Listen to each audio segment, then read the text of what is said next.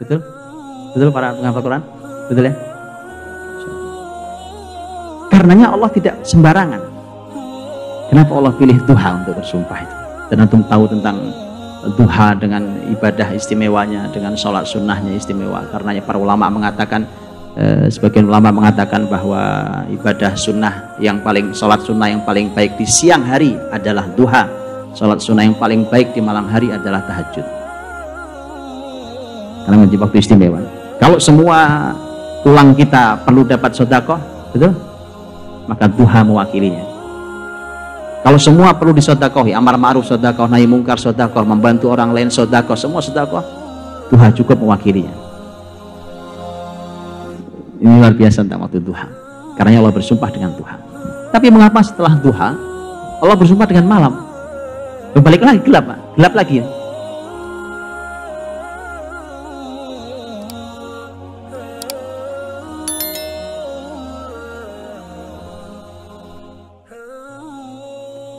Ini kan sebenarnya inti pembahasannya ayat setelahnya.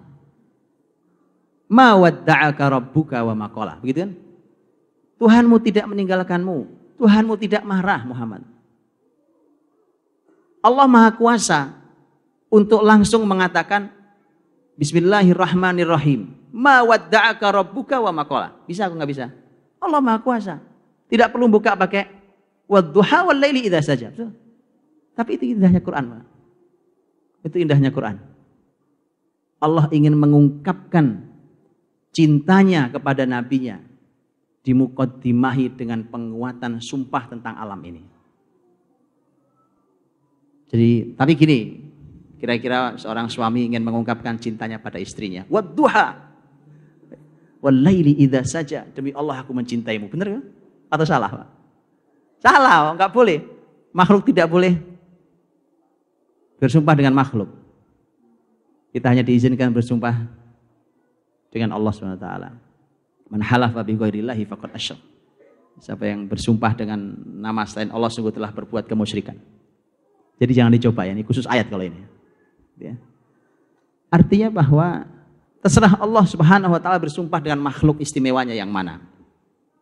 Maka Allah muqaddimai, Allah sumpah dan itu memiliki sentuhan makna yang dalam buat Rasul Shallallahu Alaihi Wasallam. Bahkan sebelum mencapai tema utama. Tema utamanya adalah ma wadda'aka rabbuka wa ma qala. Tapi sebelum sampai di situ, dengan sumpah seakan sudah selesai semua. Wadduha, selesai sudah urusannya. Nah, berarti sudah terang. Terang. Pembahasannya terang.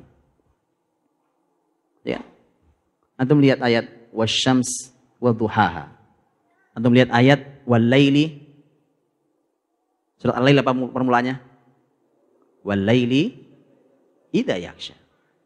Satu surat namanya surat Asy-Syams, satu surat namanya surat Al-Lail. Beda. Yang ini dimulai dengan matahari terang, yang ini dimulai dengan malam gelap. Beda. Permulaan beda, mesti ada yang berbeda kuat. Maka begitu dimulai dengan wadduha dan itu adalah puncak pancaran matahari, dan puncak aktivitas orang. Puncak aktivitas itu waktu duha. Karena kalau sudah mulai zuhur, sudah mulai lemes, Pak. Asar apalagi. Ini puncak aktivitasnya. Jadi di puncak aktivitas, di puncak fisik, otak semua sedang di puncak kesegarannya. Allah bersumpah dengan itu. Wadduha. Wadduha wal laili idza saja. Ma wadda'aka rabbuka wa ma qala. Kemudian pembahasan utamanya Allah keluarkan. Baru dengerin wadduha udah selesai kan. Wal laili idza saja balik nyamannya. Kemudian begitu sampai pada tema sudah, itu sudah hiburan semua isinya. Ma wadda'aka rabbuka wa ma qala. Rabbmu wahai Muhammad tidak mungkin wadda'ak. Wadda'ak itu meninggalkanmu. Wada'an, kata wada'an meninggalkanmu. Rabbmu tidak mungkin meninggalkanmu. Wa ma qala, kata qala itu artinya marah, murka. Allah tidak mungkin murka padamu. Bapak Ibu dirahmati Allah, seharusnya, nah ini seharusnya. Kalau bahasa Arab, menurut para ulama bahasa begini. Seharusnya ayat ini kalau bahasa Arab bunyinya ma wadda'aka rabbuka wa ma qalaka. Begitu harusnya bunyinya. Ka itu artinya kamu. Ma wadda'aka rabbuka, Rabbmu tidak mungkin meninggalkanmu. wa ma qalaka, dan tidak mungkin memarahimu. Gitu, Pak. Tapi mengapa ka yang artinya kamu wahai Muhammad hilang di belakang? Begitu, Pak. Ahli Quran itu huruf hilang aja dicari, Pak. Kemana nih hurufnya? Karena Allah tidak menghilangkan huruf, tidak menambahi huruf, kecuali ada makna besar mukjizat agung di baliknya. Para ulama menyampaikan, lihat Pak. Ini kan ayat hiburan, bukan ayat kemarahan. Ini kan ayat yang menenteramkan Nabi, bukan ayat membuat Nabi gundah. Karena ini ayat ketentraman, ayat yang menyamankan, ayat hiburan. Maka Allah Subhanahu wa taala ingin menghibur nabinya sampai pada masalah bahasa. Ma wadda'aka rabbuka. Tuhanmu tidak mungkin meninggalkanmu. Allah ingin menunjukkan cintanya, betapa aku sangat cinta padamu wahai Muhammad. Allah menunjukkan cinta agungnya, cinta mulianya diberikan kepada nabinya. Dengan mengatakan bahwa Tuhanmu tidak mungkin meninggalkanmu dan Tuhanmu tidak mungkin marah. Kalau meninggalkan perpisahan. Baik, perpisahan. Perpisahan atau meninggalkan mungkin terjadi antara dua orang yang saling mencintai. Betul apa tidak? Ada dua orang saling mencintai. Suatu hari mereka satu dan harus terpisah lokasi. Baik, suami istri. Terpaksa suaminya harus pergi jauh karena harus cari nafkah. Umpamanya. Dua orang yang saling mencintai mungkin berpisah. Sudah tahu jawabannya sekarang? Kenapa tidak ada K di belakang? Angkat tangan yang tahu. Ini mukotimanya sudah, mukotimanya ya. Belakangnya tahu tahu? Belum nyambung juga. Kalau urusan cinta yang paling ahli Walid. Walid biasanya jawab nih. Oh iya. Ma wadda'aka rabbuka wa ma qala. Kalau wadda'ak, meninggalkanmu, ada mu di sana. Kalau meninggalkan, semua orang yang mencintai pun mungkin berpisah. Tetapi cinta tidak sejalan dengan kemarahan. Kemurkaan tidak mungkin disatukan dengan cinta. Paham? Itulah mengapa tidak layak ka, yang itu adalah kaum Muhammad, diletakkan setelah kata kemarahan. Antum lihat dengan Allah ingin menunjukkan cintanya. Ma wadda'ak, gak ada masalah. Karena aku mencintaimu, mungkin saja berpisah. Tapi itu pun tidak mungkin, karena ma wadda'ak, tidak mungkin. Tapi wa ma qala, bahkan tidak layak sekedar hurufmu. Hurufmu diletakkan di belakang kata murka Allah Subhanahu wa taala. Sampai segitunya. Paham? Ma wadda'aka rabbuka wa ma qala. Jadi satu huruf hilang dicari ulama ketemu jawabannya. Begitulah para ulama mengajari kita tentang Al-Quran. Ma wadda'aka rabbuka wa ma qala. Ini adalah merupakan jawaban dari sumpah. Sumpah yang dua tadi. Karenanya para ulama mengatakan ad-duha itu ada pembahasan angka. Ada 2, 2, ada 3, 3, 3. Kita lihat, ada 2, 2, 2, ada 3, 3, 3. Itu menunjukkan bahwa yang menurunkan Quran bukan manusia, Pak. Bukan manusia yang buat. Salah Walid bin Mughirah yang mengatakan in hadza illa qaulul bashar. Ini perkataan manusia. Sangat rapi. Ini mustahil dilakukan oleh manusia. Dan ini terjadi di keseluruhan Al-Quran Al-Karim. Dengan susunan yang sangat rapi, yang tidak pernah dibayangkan oleh manusia. Wadduha 1. Wal-laili idza saja 2. Allah membuka sumpah dengan dua hal. Betul? Ayat setelahnya. Ma wadda'aka rabbuka. Tuhanmu tidak mungkin meninggalkanmu. Wa ma qala, dan tidak mungkin marah. 2. Walal akhiratu khairul laka minal ula. Akhirat untukmu lebih baik dibandingkan yang pertama. Yang akhir lebih baik daripada yang pertama. Ada yang akhir, ada yang pertama. Wala saufa yu'tika rabbuka fatarda. Dan Tuhanmu pasti memberimu atau itu pemberian Allah. dan kau akan ridho. Atau dan ridho, pemberian dan keridhoan. Lihat Pak, dua. Yang tiga-tiga nanti di belakang. Nanti kita bahas belakang. Baik. Ma wadda'aka rabbuka wa ma qala. Jadi untuk membayangkan surat ini gini, teman-teman, kalau bahas Quran, para ulama selalu mengatakan pahami kalau mau paham dalam, pahami muqtadus surah. Muqtadus surah itu artinya surat ini tema besarnya apa sih? Suasana besarnya apa? Pahami itu. Karena surat punya itu. Surat Quran itu setiap surat punya itu. Pahami itu. Kalau antum pahami itu, antum akan paham mengapa begini cara Allah berfirman, mengapa isinya begini, mengapa ini, itu semua akan kembali kepada tema besar suasana surat itu. Nah, tema besar suasana surat ini adalah hiburan untuk nabinya. Menghibur nabinya. Antum bayangkan itu sehingga semua akan balik ke sana. Paham ya? Ma wadda'aka rabbuka wa ma qala. Rabbmu tidak mungkin meninggalkanmu wahai Muhammad. Wa ma qala, Rabbmu tidak mungkin marah kepadamu. Kalau ayat berhenti di sini sudah cukup. Kan sudah selesai temanya. Tapi karena ini Allah ingin menunjukkan kasihnya, kasih sayangnya yang terus bertambah dari hari ke hari, dari waktu ke waktu, ayat dilanjutkan oleh Allah.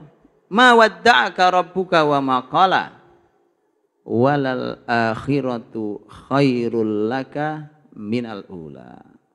Apa artinya? Kalau di terjemahan Indonesianya apa? Sungguh yang kemudian. Al-akhirah itu yang akhir.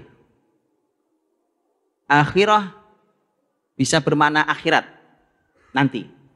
Berarti terjemahannya menjadi akhirat lebih baik daripada dunia. Dan itu benar. Wal akhiratu bisa diterjemahkan sebagai yang kemudian. Lebih baik daripada yang pertama. Ini maknanya besar buat kita, Pak. Pelajaran mahal buat kita. Allah sampaikan pada nabinya Muhammad. Jangan usah sedih. Karena urusanmu yang belakangan lebih baik daripada yang pertama. Apa artinya? Berarti kau makin baik, makin baik, makin baik, makin baik. Ketika Iqra bismi rabbik turun, kemudian terjadi fatrah wahyu, putus wahyu, kemudian datang Al-Mudaththir, Allah naikkan derajatnya. Datang Al-Mudaththir, Allah naikkan. Putus lagi nanti, kemudian Allah munculkan, Allah turunkan Ad-Duha, naik lagi derajatnya. Jadi Allah ingin naikkan dari waktu ke waktu. Kalau antum perhatikan seluruh kehidupan Nabi Shallallahu Alaihi Wasallam, semua sejalan dengan ayat ini, bahwa yang akhir lebih baik dari yang pertama. Bisa begitu? Ya, mari kita lihat. Ketika Rasul Shallallahu Alaihi Wasallam baru memulai dakwahnya, dengan pendukung yang masih sedikit, dengan keadaan yang lemah, bahkan kemudian mendapatkan berbagai macam intimidasi Quraisy segala macam, tapi makin hari, makin kuat, makin banyak yang masuk Islam, bukan hanya budak, bahkan orang-orang besar masuk Islam. Awalnya Mekah baik, tapi akhirnya Mekah lebih baik. Mekah itu awal, Madinah itu kemudian, dan Madinah lebih baik daripada Mekah, termasuk kotanya. Karena Rasul Shallallahu Alaihi Wasallam yang berdoa pada Allah Subhanahu Wa Taala, Nabi Shallallahu Alaihi Wasallam berkata, Ya Allah, sesungguhnya Ibrahim adalah hambamu dan nabimu. Aku juga hambamu dan nabimu. Ya, doa Nabi SAW. Dibandingkan dirinya dengan ayahnya, dengan Ibrahim. Ibrahim adalah nabi, hambamu, aku juga nabi dan hambamu. Ibrahim sudah pernah meminta agar Mekah menjadi tanah suci, tanah haram. Maka aku minta Madinah menjadi tanah haram. Bahkan Nabi minta berikutnya. Allahumma ja'al barakatal Madinah dhi'fai Makkah. Ya Allah, jadikan keberkahan Madinah 2 kali lipat keberkahan Mekah. Ya kan? Wal akhiratu khairul laka minal ula. Yang akhir lebih baik daripada yang pertama. Madinah, kotanya keberkahannya 2 kali dibandingkan Mekah. Kalau masjidnya iya, masjidnya 100.000 di Mekah dan 1.000 di Madinah. Kotanya kota yang keberkahannya 2 kali keberkahan kota Mekah. Awal Madinah baik, tapi akhir Madinah lebih baik. Tahun 1 Hijriah bandingkan dengan tahun 11 Hijriah, Rasul wafat. Ketika di awal Madinah, di antara surat yang pertama turun di Madinah adalah surat Al-Baqarah. Teman-teman tahu isi surat Al-Baqarah kan? Apa isinya kira-kira? Rata-rata apa? Rata-rata apa isinya? Rata-rata isinya hukum. Ada sebagian kisah, tapi bicara hukum, sangat banyak soal Al-Baqarah. Baik, baru mulai. Perjuangan, hukum, diterapkan, ditegakkan, begitu seterusnya. Akhir Madinah, di antara yang turun suratnya, di akhir adalah idza jaa nasrullahi wal fath. Sudah datang kemenangan.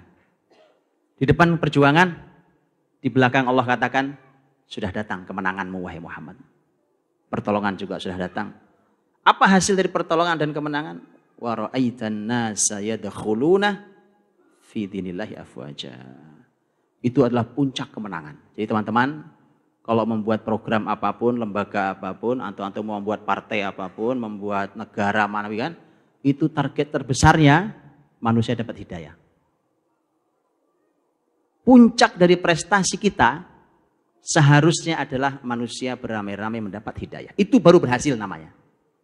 Kalau belum begitu, belum berhasil. Antum berjuang atas nama apapun, tapi tempat di mana antum berjuang, masyarakat tidak kunjung punya kesadaran, berarti belum berhasil. Masjid sepi, berarti belum berhasil. Paham ya? Ukurannya biar jelas. Karena itu surat yang terakhir turun pada Nabi SAW. Idza jaa nasrullahi wal fath. Hasilnya adalah wa ra'aitan nasa yadkhuluna fi dinillahi afwaja. Akhir Madinah lebih baik daripada awal Madinah. Secara ekonomi kan juga sama. Betul kan? Secara ekonomi juga sama. Bukankah sahabat yang mengatakan tahun 7 baru mereka merasa kenyang? Oh begini rasanya kenyang itu. Dan yang akhir lebih baik daripada yang awal. Seluruh kehidupan Nabi SAW yang akhir lebih baik daripada yang awal. Dan puncak kebesaran Nabi SAW adalah saat beliau wafat berjumpa dengan Rabb-Nya. Adalah puncak kebesaran Nabi SAW. Itu paling hebatnya. Karena satu jazirah Arab sudah masuk Islam. Sudah selesai sempurna semua tugas Nabi. Nabi khutbah di Haji Wada.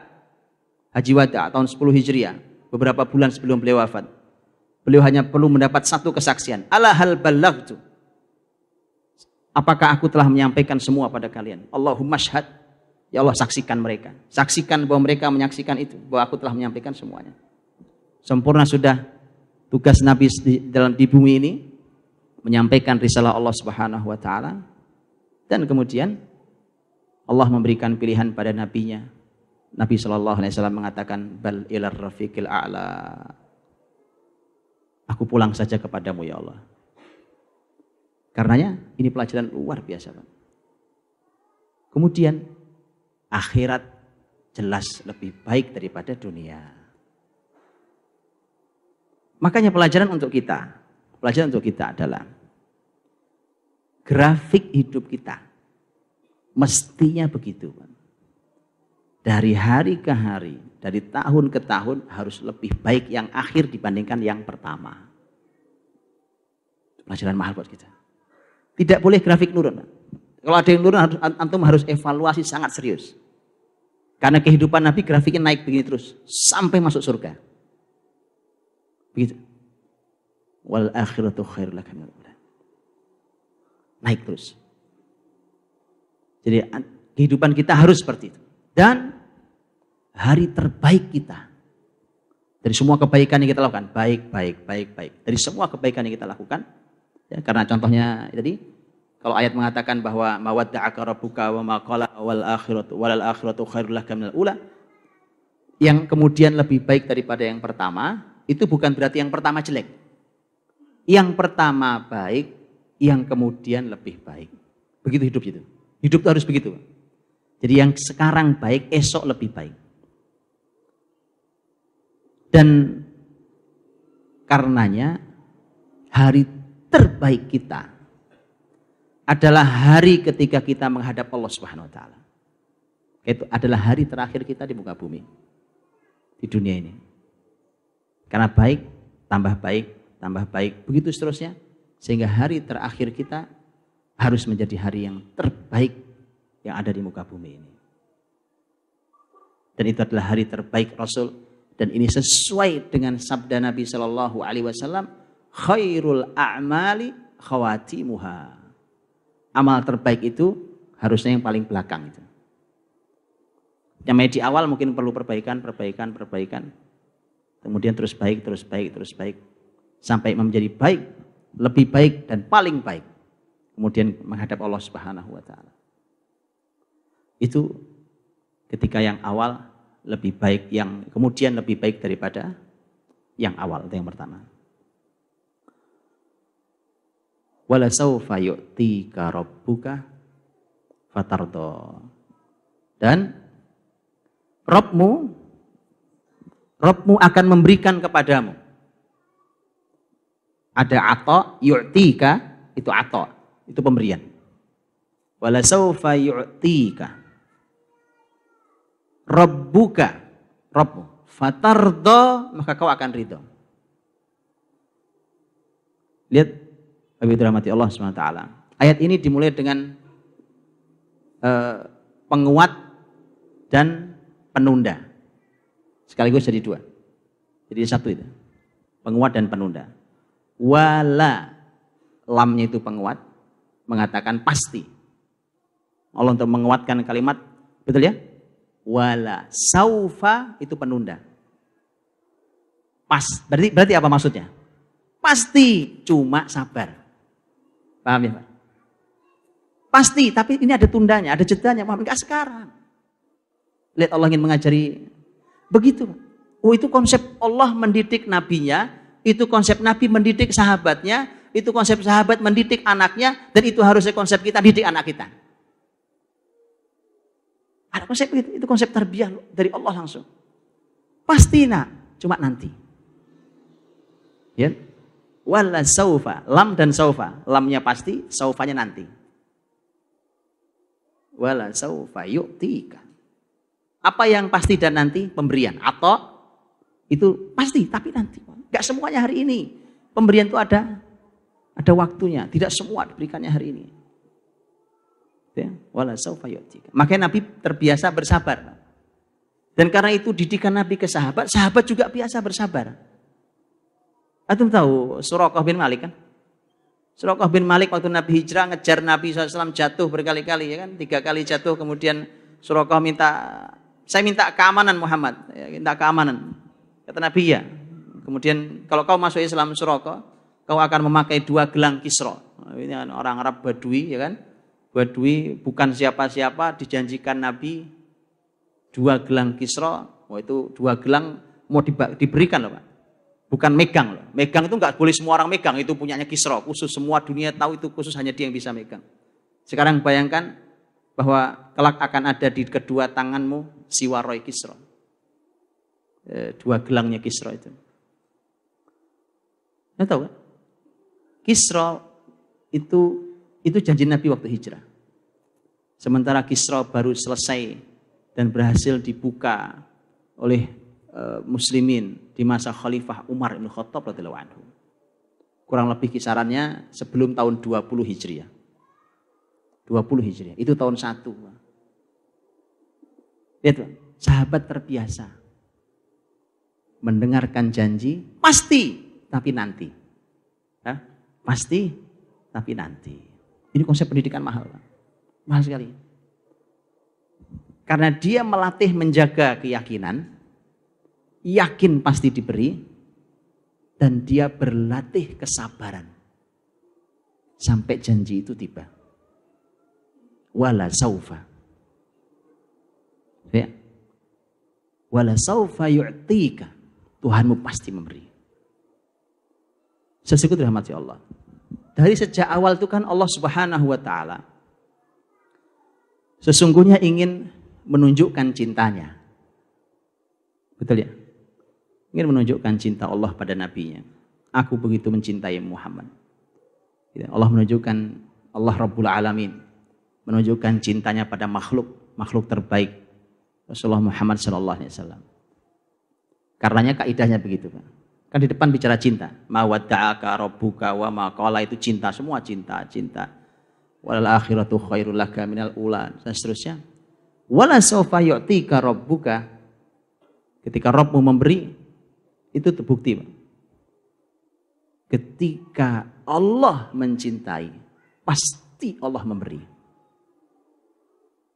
Lamnya lam tauhid tadi kan. Kalau Allah mencintai, pasti kalian diberi Allah. Makanya yang paling penting adalah tentang bagaimana caranya supaya dicintai Allah. Semua jalan menuju mahabbatullah, menuju Allah mencintai kita, itu sangat penting. Karena kalau sudah Allah cinta, jangankan cuma harta yang sepele, bumi ini Allah serahkan padamu. Allah serahkan padamu. Jadi mengejar cinta Allah Subhanahu wa taala. Wala sawfa yu'tik. Karenanya ada ungkapan bahwa mungkin saja seseorang memberi tanpa mencintai. Tapi mustahil mencintai tanpa memberi. Gitu? Kita mungkin aja ngasih orang, tapi sebenarnya tidak ada cintanya. Tapi kita ngasih aja. Itu mungkin antum memberi tanpa mencintai. Tapi kalau orang cinta, mustahil tidak memberi. Dia pasti akan ingin menghadiahi yang terbaik. Ya, jadi begitu. Makanya saya sering katakan, ibu-ibu tidak usah khawatir kalau tidak salah pilih suami. Kalau suami ibu mencintai, pasti ibu mendapatkan banyak sekali pemberian. Sebagaimana para suami, asal nggak salah pilih istri, Pak. Iya, Pak. Istri Anda akan memberikan segalanya untuk Anda. Begitu. Ya. Wala sawfa yu'tika, itu bukti bahwa Allah Subhanahu wa taala karena Allah mencintai, Allah memberi. Mari kita kejar cinta Allah Subhanahu wa taala. Apa yang oleh Nabi disebut ini Allah suka, ini Allah cinta. Kita kejar, Pak. Kita kejar. Kita lakukan. Karena kalau kita sudah dapat cintanya, kita akan mendapatkan pemberiannya. Namanya memberi. Pernah, Pak ya, ada orang umpamanya minta ke kita, Pak, minta tolong bantuan, saya perlu ini itu. Kita bantu. Begitu dibantu komentar, ya Pak sedikit amat. Karena kadang-kadang pemberian itu tidak membuat kita ridho. Tapi Allah memberikan jaminan, Muhammad, aku beri kau sampai kau ridho. Subhanallah, itu puncak kebahagiaan, Pak. Aku beri kau sampai kau ridho. Kebayang, Pak, sampai ridho itu, Pak? Tak kebayang? Memberi sampai ridho itu kayak Allah ngasih surga, Pak. Antum tahu kan hadis sahih tentang orang yang terakhir masuk ke surga? Orang yang terakhir masuk surga, ya? Tahu kisahnya? Ya, singkatnya begini, hadisnya panjang. Orang terakhir masuk surga itu sudah gosong-gosong di neraka karena iman diangkat lagi, kemudian dilarutkan di sungai kehidupan, Nahrul Hayah. Kemudian setelah itu oleh Allah dari jauh diperlihatkan surga, Pak. Bukan surga, diperlihatkan pohon. Maka dia minta, ya Allah, aku pengen neduh di pohon itu. Pohon itu indah, saya meneduh. Kata Allah, silahkan, diizinkan untuk neduh di pohon itu. Surganya belum kelihatan. Begitu neduh, Allah ciptakan pohon, Allah hadirkan pohon di depannya jauh. Pohon jauh lebih rindang, jauh lebih indah, jauh lebih baik. Minta lagi, ya Allah, boleh minta lagi. Padahal Allah sudah janji, nggak minta lagi ya. Itu dijanji padahal. Wahai manusia, ya kan? Nggak minta lagi, ya, nggak minta lagi. Begitu ngelihat, ini manusia, Pak, Bu, ya kan? Manusia itu sampai akhirat begitu, nggak ada puasnya, ya kan? Lihat, karena dia belum masuk surga. Lihat, karena dia belum merasakan surga. Ini baru pohon manusia itu tidak akan ada puasnya sampai dia masuk surga nanti. Lihat pohon depan indah, ya Allah pindah depan. Tadi janji, ini aja ya Allah, ya kan? Satu lagi, kan? Begitu pindah, diciptakan lagi yang lebih baik oleh Allah di depan, ya kan? Janji tadi. Ya tapi ini pindah lagi. Pindah sampai diperlihatkan surga oleh Allah SWT. Belum masuk, Pak. Begitu diperlihatkan surga, ya Allah minta masuk surga saya. Tadi janji cuma pohon. Sekarang Allah perlihatkan surga. Masya Allah indahnya surga. Ya Allah minta pindah ke surga ya Allah. Kata Allah, apa yang membuatmu ridho? Lihat, Pak. Apakah kamu ridho? Aku berikan padamu surga yang luasnya sendirian untukmu, seluas langit dan bumi. Allah Akbar. Itu orang paling terakhir masuk surga, Pak. Ridhokah kamu? Kau beri. Lihat, Pak, ridho itu sampai nggak percaya. Nah, Pak, lihat, paham ya? Diberi orang sampai nggak percaya. Kebayang nggak, Pak? Kebayang nggak? Saya ibaratkan di kita hari ini. Saya datang ke Anda, Pak. Saya itu terdesak oleh kebutuhan, saya cuma perlu 100 juta. Tapi itu udah nggak mungkin saya penuhi. Terdesak. Saya datang, Pak, saya mau, itu kalimat diatur, susah banget ngatur kalimatnya sudah, ya kan? Akhirnya diberi. Baik, untuk antum saya kasih 1 miliar. Gak percaya tuh. Kalimatnya ditambahi. Ini bukan hutang, ini gratis buat antum. Masya Allah. Ada lihat? Udah kotak gede. Masya Allah, Pak, ya kan?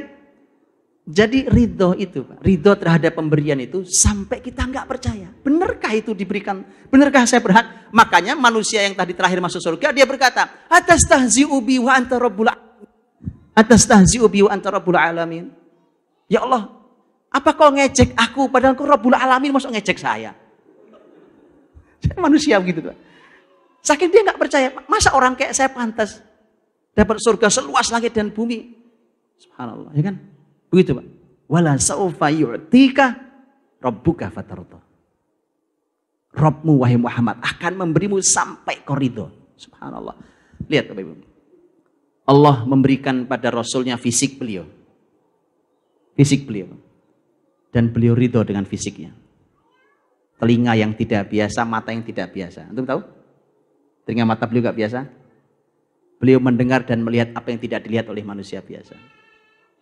Ya kan? Itu untuk Rasul. Rasul Shallallahu Alaihi Wasallam diberi para sahabat, para pengikut. Antum tahu betapa capeknya Nabi Musa? Tapi Nabi Musa capek, Pak, ngurusi Bani Israel. Ya Allah, itu masyarakat ngeselin banget. Jadi tidak enak kalau punya anak buah tuh kayak Bani Israel tuh, Pak. Nyusahin, ngeselin, Pak. Nabi Musa sudah padahal kurang gimana? Kali begini, Pak. Ayo coba kalian ke sana. Itu kalian ada tugas ngangkutin pasir, karung apa? Ya itu mungkin orang lemes duluan. Mungkin orang lemes. Ya capek. Tidak loh. Nabi Musa mengatakan, "Udkhulul ardul muqaddasata allati kataballahu lakum." Kalian masuklah ke negeri depan ini, Palestina. Kalian masuk ke situ. Ini negeri yang dijanjikan untuk kalian. Coba. Udah kayak gitu. Jawabannya apa? Apa jawabannya? Hah? Musa, kau masuk sama sana Tuhanmu. Di sana inna fiha qauman jabbarin wa inna lanadkhula hatta yakhruju minha. Di sana itu orangnya galak-galak. Di dalam itu. Kita tidak mau masuk sampai mereka keluar. Sudah, kau pergi sama Tuhanmu, pergi. Kau sama Tuhanmu perang berdua. Kau perang aja sama Tuhanmu berdua, perangi mereka dulu. Faqatila inna huna qa'idun. Kami nunggu di sini, nanti kalau menang kabari ya. Ya Allah, itu masyarakat ngeselin, Pak.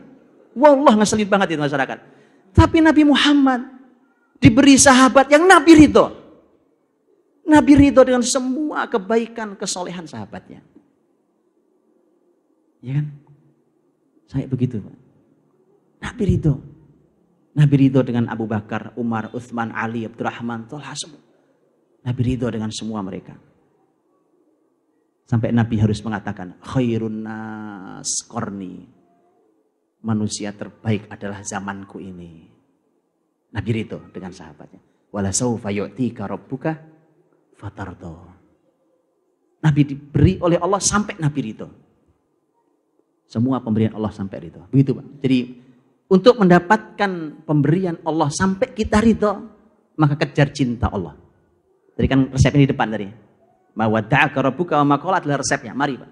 Apa saja yang membuat Allah cinta, kita lakukan. Kalau Allah sudah cinta, pasti Allah memberi. Dan kalau Allah memberi, sampai kalian ridho. wala sawfa yu'tika rabbuka fatarda. Habis waktunya, Ustaz Uci? Oh baik. Masih ada ayat-ayat yang belakang. Ini surat Ad-Duha ini sebenarnya dibagi 3, Pak. Isinya sebenarnya dibagi 3. Sampai di sini adalah kabar. Ya kan? Sampai di wala sawfa yu'tika rabbuka fatarda itu khabar. Itu pemberitaan kabar dari Allah semuanya. Ayat setelahnya itu takrir. Allah ingin, ini penetapan, ini dari Allah Subhanahu wa taala. Alam yajidka yatiman fa'awa wa wajadaka dhallan fahada wa wajadaka 'ailan fa'aghna. Setelah selesai situ masuk yang terakhir. 3 yang terakhir. Itu perintah, amr, perintah dari Allah. Fa ammal yatimah fala taqhar. Wa ammas sa'ila fala tanhar. Wa amma bi ni'mati rabbika fahaddits. Panjang banget ini ayatnya. Ya kan? Enggak ada waktunya, 5 menit lagi saya tutup dengan susunan saja. Susunan ayat-ayat ini nanti Bapak Ibu silakan dipelajarinya. Ini yang saya sebut dengan 3 tadi itu, Pak. Tadi kan 2 ini sekarang masuk 3. Tadi 3 isinya. Ad-Duha dibagi 3. 1 2 3. Baik. Setelah itu setelah wala sawfa yu'tika rabbuka fatarda, antum lihat mushaf antum itu semua 3. Alam yajidka yatiman fa'awa wa wajadaka dhallan fahada wa wajadaka 'ailan fa'aghna. 3. Ini temanya 1. Bukankah Allah jumpai kamu yatim, Allah lindungi. Allah jumpai kamu dalam kesalahan, Allah berikan petunjuk. Allah jumpai kamu dalam keadaan kekurangan, maka Allah berikan kecukupan untukmu. 3. Setelah 3 masuk 3, betul? Masuk 3. Masuk 3 di sana. Ya. Setelah tentang orang-orang di depan juga ada 3 tadi, Pak. Sebelum masuk yang 3, ini sebenarnya 3 yang kedua. Yang pertama juga 3 sebenarnya. Yang depan juga, karena di sana ada setelah sumpah wadduha wal laili saja, ma wadda'aka rabbuka wa ma qala wal akhiratu khairul laka minal ula wala sawfa yu'tika rabbuka fatarda. 3 juga. 3 poin besar. Yang pertama, Tuhanmu tidak meninggalkanmu dan tidak marah padamu. Yang kedua adalah yang kemudian lebih baik daripada yang pertama. Yang ketiga, Tuhanmu akan memberi sampai kamu ridho. 3. Dan yang terakhir juga 3. Fa ammal yatima fala taqhar wa ammas sa'ila fala tanhar wa amma bi ni'mati rabbika fahaddits. 3 juga. Pada anak yatim jangan sewenang-wenang, pada peminta-minta jangan menghardik, dan kepada dan atas nikmat Tuhanmu maka sampaikan atau ceritakan. Itu dari depan 3, di tengah 3, di belakang 3. Bapak Ibu, ini kemukjizatan balaghah di dalam penyampaian. Cara Quran bertutur memiliki nilai keindahan yang luar biasa. Dan ini semua bertepatan. Mari kita lihat. Bapak Ibu perhatikan. Ada sepertiga pertama, sepertiga kedua, sepertiga yang ketiga. Ya. Sekarang Bapak Ibu perhatikan poin satunya masing-masing. 1 di sepertiga pertama, 1 di sepertiga kedua, 1 di sepertiga yang terakhir. 1 di sepertiga pertama apa bunyinya? Ma wadda'aka rabbuka wa ma qala. Itu berketepatan dengan alam yajidka yatiman fa'awa, dan itu berketepatan sesuai dengan fa ammal yatima fala taqhar. Paham ya? Itu komposisinya, susunannya. Apa maksudnya? Allah berkata, Rabbmu Muhammad tidak meninggalkanmu, tidak marah kepadamu. Bukankah Allah menjumpaimu yatim, dulu Allah yang melindungi. Makanya kalau sama anak yatim, tolong jangan sewenang-wenang. Nanti kan? Lihat yang kedua. Lihat yang kedua. Apa yang kedua? Walal akhiratu khairul laka minal ula. Terus? Wa wajadaka dhallan fahada. Ammas sa'ila fala tanhar. Agak susah ini. Yang ini agak susah. Apa hubungannya? Yang kemudian lebih baik daripada yang pertama. Bukankah dia Allah menjumpaimu dalam keadaan tersesat, dalam keadaan salah? Kata tersesat di sini ulama bahas panjang lebar, tapi kesimpulan gampangnya bukan tersesat, tetapi dalam makna beliau tahu bahwa masyarakatnya salah, tapi beliau tidak tahu bagaimana memperbaikinya. Itu dhalan. Bukan beliau tersesat, dulu orang rusak, bukan. Beliau orang baik dari sejak dulu. Paham ya? Itu kesimpulannya dari pembahasan panjang lebar di tafsir. Baik, saya ulangi. Yang pertama tadi apa? Yang pertama bukan dan yang kemudian lebih baik daripada yang pertama. Ya. Kemudian bukankah Allah menjumpaimu dalam keadaan salah, kemudian Allah berikan petunjuk kepadamu? Adapun orang yang meminta, jangan dihardik. Kayak nggak nyambung tuh. Lihat, Pak. Tidak nyambung karena kita kurang paham maknanya. Lihat. Yang pertama Allah katakan yang kemudian lebih baik daripada yang pertama. Ini kaidah umum tadi sudah katakan. Bahwa keadaanmu Muhammad sebelum mendapatkan wahyu itu baik. Tapi jauh lebih baik ketika kau sudah tahu solusi membenahi masyarakatmu dengan wahyu itu. Karenanya, kalau ada orang meminta, kau jangan menghardiknya. Apa hubungannya meminta dengan sebelumnya kan kalimatnya kesesatan dan petunjuk.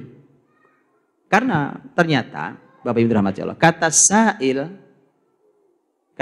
yang artinya meminta, itu ternyata meminta itu ada dua. Meminta harta dan meminta petunjuk. Antum lihat kisah Abdullah bin Umi Maktum yang gara-gara peristiwa itu turun surat Abasa. Ya. Datang Abdullah bin Umi Maktum menyela pembicaraan Nabi karena beliau buta, beliau tidak bisa melihat. Kemudian mengatakan, ya Rasulullah bacakan untukku ayat. Itu meminta. Minta petunjuk. Karena kau sudah diberi petunjuk, wahai Muhammad, oleh Allah. Maka ini orang datang minta petunjuk jangan dihardik. Gitu. Walaupun sah juga secara makna, kalau ada orang minta uang, minta harta, minta kebutuhannya, jangan dihardik. Pengemis jangan dihardik. Itu yang kedua. Yang terakhir yang ketiga, apa yang ketiga?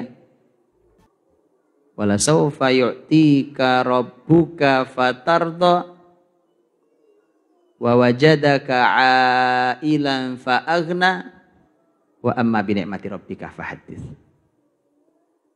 Tuhanmu pasti akan memberikan kepadamu nikmat sampai kau ridho.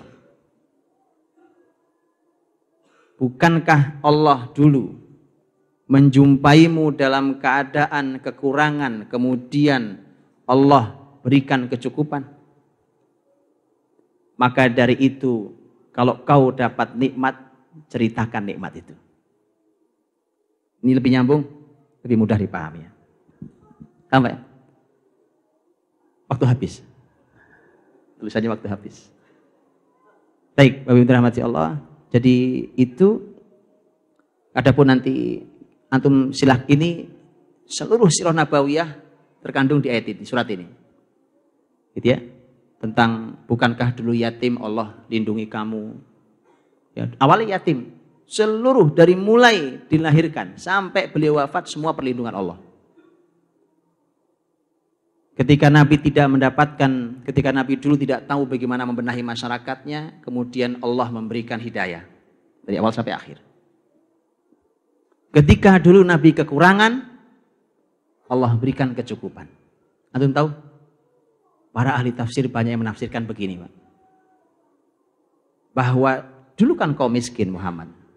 Nabi miskin kan? Di awal sekali anak muda miskin yang tidak percaya diri ketika mau nikah. Karena memang tidak ada modalnya. Bagaimana cara Allah membuat Nabi kaya dan berkecukupan? Dinikahkan dengan janda kaya raya. Khadijah radhiyallahu anha. Itu tafsir ulama. Makanya ini juga seruan buat para bujangan. Ini solusi besar. Begitu ya. Subhanallah. Solusi besar. Pahamnya kalimat saya nggak usah saya uraikan, paham. Dan kita akhiri dengan wa amma bi ni'mati rabbika fahadits. Kalau ada nikmat Rabbmu sampaikan. Menyampaikan itu bukan untuk kesombongan, tapi ada orang yang suka menyembunyikan nikmatnya. Pinjam duit dong, ada uang nggak? Saya nggak punya duit nih. Padahal subhanallah kemarin baru dapat bonus dia. Antum lihat, kenikmatan tidak mau dia sampaikan. Karena kalau kenikmatan dia sampaikan, dia mesti berbagi pada orang lain. Maka sampaikan agar kau bisa berbagi. Dan Allah selalu mengatakan dalam konsep ayat seperti surah Al-Qasas 77, wa ahsin kama ahsanallahu ilaik. Berbuat baiklah sebagaimana Allah sudah berbuat baik padamu. Jadi Muhammad, kalau Allah sudah memberimu sampai kau ridho, kalau ada nikmat ya Allah tolong diberikan ke orang lain. Siapa? Jadi ini ayat bermula dengan ad-duha, diakhiri dengan kenikmatan. Mudah-mudahan hidup kita bercahaya seperti ad-duha dan semuanya kenikmatan seperti akhir surat ini. Wallahu ta'ala bishawab. Assalamualaikum warahmatullahi wabarakatuh. Masya Allah. Barakallah Ustaz Budi. Hari demi hari kita bisa merasakan rasanya Quran semakin dekat di hati kita, Bapak Ibu semua. Saya belum memberikan pengumuman apa-apa karena ini sebagai pola respon yang pengen kita pahami dalam kajian kita hari ini. Yaitu salah satunya adalah membuka ruang pertanyaan tetapi tidak banyak-banyak karena waktunya sangat terbatas sekali. Maka kami minta boleh kalau ada di antara Bapak atau Ibu atau teman-teman yang tadi suruh menikah sama janda. Oh enggak ya Ustaz ya. Silakan satu orang, ada yang mau memberikan pertanyaan sambil merespon atau jangan-jangan semuanya udah ngerti tinggal aplikasi. Satu pertanyaan Bapak atau Ibu. Silakan, waktunya sangat cepat bagi yang mau tanya. Silakan. Bismillahirrahmanirrahim. Assalamualaikum warahmatullahi wabarakatuh. Ingin bertanya Ustaz, kenapa kok tadi kan membahas ad-duha ya. Nah, kenapa susunannya di dalam Al-Quran itu sebelum ad-duha itu al-lail dan asyams? Kira-kira apa hubungannya? Yang seperti itu pertanyaannya. Langsung Ustaz, fadhil. Baik. Ya, ini juga termasuk yang dibahas oleh para ulama. Mengapa sebelumnya adalah asyams al-lail, dan pertanyaan ini menunjukkan bahwa Bapak Ibu teman-teman semua mulai tergelitik dengan pola memahami Quran yang diajarkan para ulama. Ya, karena para ulama begitu, karena Quran ini bulat, enggak datar. Ya, bulat itu artinya nyambung yang depan dan yang belakang. Jadi Al-Fatihah yang depan itu nyambung dengan An-Nas yang belakang, enggak datar gini, Pak, tapi bulat. Ada hubungan kuat antara Al-Fatihah dan An-Nas, apalagi dengan surat-surat sebelumnya. Dan para ulama menulis banyak sekali, menulis buku-buku yang berbicara tentang ilmu munasabah, hubungan keterkaitan antara surat ini dengan surat sebelumnya, dengan surat setelahnya dan seterusnya. Sebelumnya dibahas tentang asyams, tentang matahari. Setelah ini dibahas tentang al-lail, itu adalah malam. Kemudian setelah itu dibahas tentang masalah ad-duha, yaitu waktu duha. Asyams itu adalah benda di alam ini yang menandai waktu siang. Kemudian masuk ke al-lail, malam hari ketika matahari tiada. Kemudian esok hari akan muncul kembali dan memunculkan waktu duha. Dan ini sebenarnya adalah pergiliran siang dan malam yang merupakan kekuasaan Allah Subhanahu wa taala, di mana dipergilirkannya malam dan siang, di mana matahari adalah benda, malam dan duha adalah merupakan hasil dari benda itu. Gitu? Karena pergeserannya adalah malam dan siang. Kita semua tahu malam dan siang itu ukurannya adalah matahari. Kemudian nanti akan berhubungan dengan tema masing-masing. Tema yang ada di asyams berhubungan dengan al-lail, tema al-lail berhubungan dengan tema ad-duha, tema ad-duha akan berhubungan dengan surat yang akan dibahas oleh Ustaz Herfi sebentar lagi. Ya, kita akan berhubungan dengan sangat erat tentang masalah temanya yang ada di masing-masing surat itu. Saya kira itu, wallahu ta'ala bishawab.